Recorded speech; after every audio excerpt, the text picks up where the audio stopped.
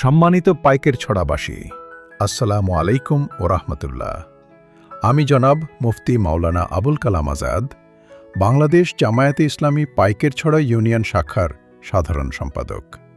আসন্ন ইউনিয়ন পরিষদ নির্বাচনে চেয়ারম্যান পদপ্রার্থী হিসেবে আপনাদের দোয়া, ভালোবাসা ও সমর্থন কামনা করছি।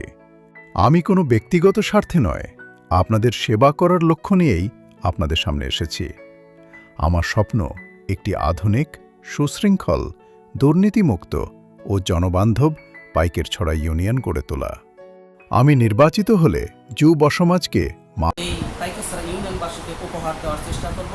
বাংলাদেশ জামাত ইসলামীর পক্ষ থেকে চেয়ারম্যান পদপ্রার্থী হিসেবে আমরা আরেকটি আমাদের জনগণের কাছে অঙ্গীকার করছি যে আমাদের একটি সরকারি ক্লিনিক রয়েছে তালতলা সংলগ্ন, সেখানে আলহামদুলিল্লাহ ভালো চিকিৎসা হয় এবং সেখানে বিনা পয়সায় অনেক সুন্দরভাবে সিজার হয়, কিন্তু যাতায়াতের গাড়ি খুব সংকট।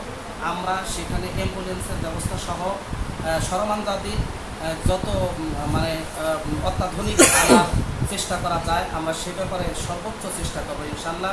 স্বাস্থ্য খাতকে শিক্ষা মাদকের ভয়াবহতা থেকে রক্ষায় সর্বোচ্চ গুরুত্ব দেব এবং খেলাধুলার পরিবেশ গড়ে তুলতে একটি স্থায়ী খেলার মাঠ প্রতিষ্ঠার উদ্যোগ নেব।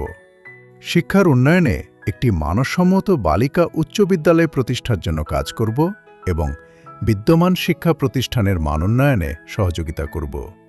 স্বাস্থ্যসেবার মান উন্নয়নে কমিউনিটি ক্লিনিকের কার্যক্রম আরও কার্যকর করার জন্য সংশ্লিষ্ট কর্তৃপক্ষের সঙ্গে কাজ করব।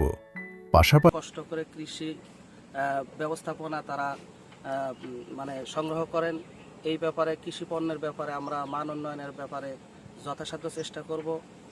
নদী ভঙ্গনেতে তারা অনেক ক্ষতিগ্রস্ত, বাড়িঘর বিলীন হয়ে যায়, প্রতি বছর তারা অনেক বড় ক্ষতির সম্মুখীন হয়ে থাকেন।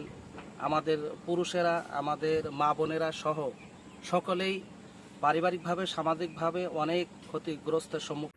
সুযোগ পেলে জনপ্রতিনিধি হিসেবে নয়, আপনাদের সেবক হয়ে সততা, নিষ্ঠা ও আন্তরিকতার সঙ্গে কাজ করার চেষ্টা করব।